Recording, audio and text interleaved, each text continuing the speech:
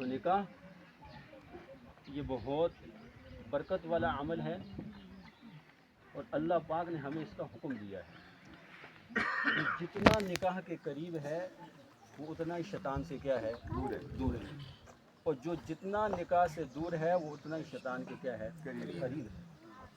میں 3 چیزوں میں تاخیر نہ کروں۔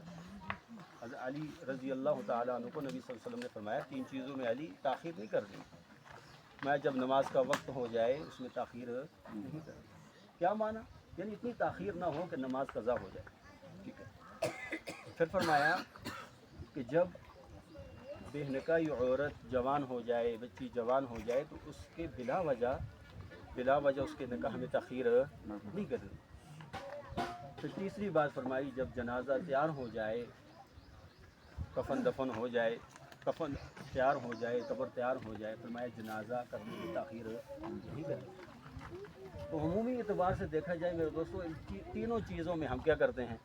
تاخیر کرتے نہیں کرتے؟ نماز میں بھی تاخیر کریں گے، اپنی مرضی سے پڑھیں گے یا تو سرے سے پڑھیں گے۔ پھر نکاح میں بلا وجہ تاخیر کرتے ہیں۔ کیوں کرتے ہیں؟ پیسے نہیں ہیں جی، اتنے لاکھ روپے خرچہ ہوگا، کہاں سے لائیں؟ بچی والے بھی پریشان ہیں، بچے والے بھی پریشان ہیں۔ یہ پریشانیاں خود ہم نے اپنے اوپر جو ہے نا لازم کی ہوئی ہیں، خود اپنے اوپر۔ حالانکہ نکاح اتنا آسان ہے کہ میں آپ کو کیا بتاؤں۔ حضور نے نکاح فرمائے، 11 نکاح فرمائے۔ ایک نکاح ایسا فرمایا، صحابہ سے فرمایا یہ میرا نکاح ہے، اپنے گھر سے پکا ہوا کھانا لے آؤ، دسترخوان بچھاؤ اور تمہارے نبی کا جو ہے نا نکاح ہے۔ حضرت نبی اتنا آسان ہے۔ نکاح میں میرے دوستو 6 چیزیں ہیں، مختصر بات کرنی ہے۔ 6 چیزیں ہیں، 7ویں چیز کوئی نہیں ہے۔ 2 فرض ہیں نکاح میں، ایک واجب ہے اور 3 میرے دوستوں کیا ہیں؟ 2 فرض یہ ہیں، ایک تو یہ ہے نا یہ ایجاب و قبول ہے۔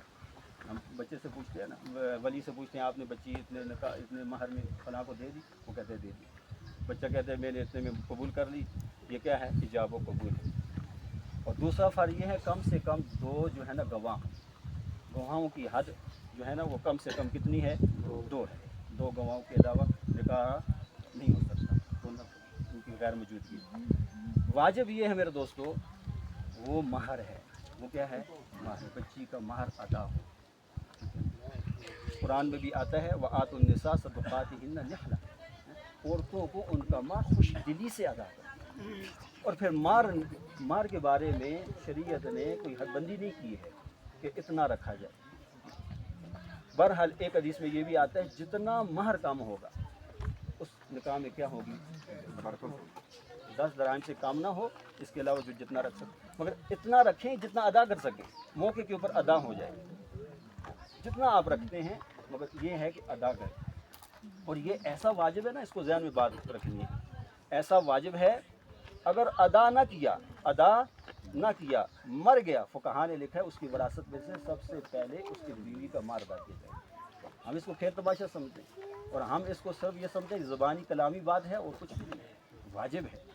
میں جس نے کسی عورت کے ساتھ کسی مہر کے اوپر شادی کی، نکاح کیا اور اس کی نیت یہ ہے میں نے ادا اس کو نہیں کرنا ہے، میں کہ اس حالت میں آئے گا، طبرانی شریف کی روایت ہے، اس حالت میں آئے گا کہ زانی کی حیثیت سے اللہ کے ہاں پیش ہوگا۔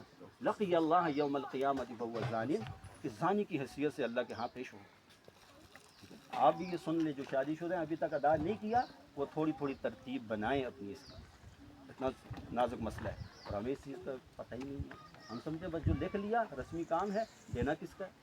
بھئی آپ اس کو دے دیں، بچی کا حق ہے، وہ پھینک دے، کسی کو دے دے، اس کا اپنا حق ہے، اسے آپ لے بھی نہیں سکتے، 1 روپیہ بھی نہیں لے سکتے، اس کا حق ہے۔ ایک واجب ہے یہ۔ 3 سنتے ہیں، ایجاب و قبول سے پہلے خطبہ نکاح پڑھنا یہ کیا ہے؟ سنت ہے۔ نبی صلی اللہ علیہ وسلم پڑھتے تھے، اس میں قرآن مجید کی 3 آیتیں پڑھی جاتی ہیں، حضور کی کچھ سنتے وہ حدیثیں ہیں وہ نبی علیہ الصلوۃ والسلام کی پڑھی جاتی ہیں۔ بہرحال یہ صرف برکت کے لیے نہیں ہے، اس میں پیغام ہے، ابھی وقت نہیں ہے وہ آپ کو بتائیں کہ کیوں پڑھی جاتی ہیں، پیچھے فلسفہ کیا ہے، پیغام کیا ہے۔ اور تینوں آیات ہیں اور سب میں اللہ پاک فرما رہے ہیں واتقوا اللہ واتقوا اللہ واتقوا اللہ، ایمان والو اللہ سے ڈرو۔ خوشی کا موقع ہے، اللہ پاک ڈرا رہے ہیں۔ کیوں ڈرا رہے ہیں؟ کہ بیوی کے حقوق کو تم نے پورا کرنا ہے، خاوند اور بیوی آپس میں ایک دوسرے کا خیال کریں، شریعت کے مطابق زندگیاں بسر کریں۔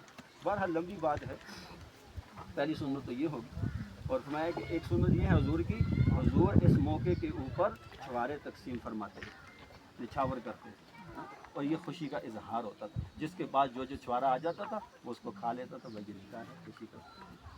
پھر تیسری سنت میرے دوستو یہ ہے، وہ ولیمہ ہے، شب زفاف، خاوند بیوی آپس میں مل لیں، رات گزار لیں، اس کے بعد جو صبح جو آئے گی نا، وہ کیا ہے، شب زفاف کے بعد جو ہے نا وہ ولیمہ ہے، وہ کھانا ہے۔ اور ہمارے ہاں کیا ہوتا ہے، ہمارے ہاں یہ ہوتا ہے کہ پہلے ہم لوگوں کو کھانا کھلاتے ہیں اور بعد میں رخصتی کرتے ہیں۔ یہ جو پہلے جو کھانا ہوگا نا، یہ ولیمہ نہیں ہوگا، یہ گویا کہ اللہ کے نام کی خیرات ہے، اس میں ہمیں سنت کا ثواب نہیں ہوگا۔ رخصتی ہو جائے، خاوند بیوی آپس میں رات گزار لیں، اس کے بعد اگلی صبح ہے، اس میں جو آپ کھانا کھلائیں گے نا، یہ میرے دوستوں کیا ہے، سنت ہے، اس طرح کیا کریں۔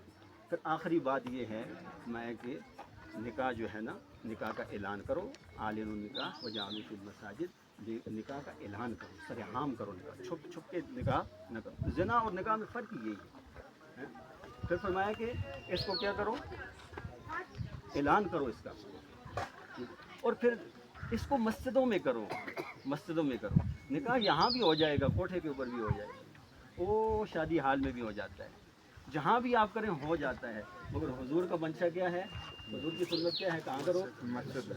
بس میرا پیغام یہ ہے، کوشش یہ کرنی ہے ہم نے اپنی زندگی کے ہر معاملے کو حضور کی سنت کے مطابق کرنا ہے، اور محرم کا پیغام بھی یہی ہے، محرم کا پیغام بھی یہی ہے۔ اللہ تعالی ہم سب کو صحیح معنوں میں سنت کے مطابق زندگیوں کا ساتھ فرمائے۔ وآخر دعوانا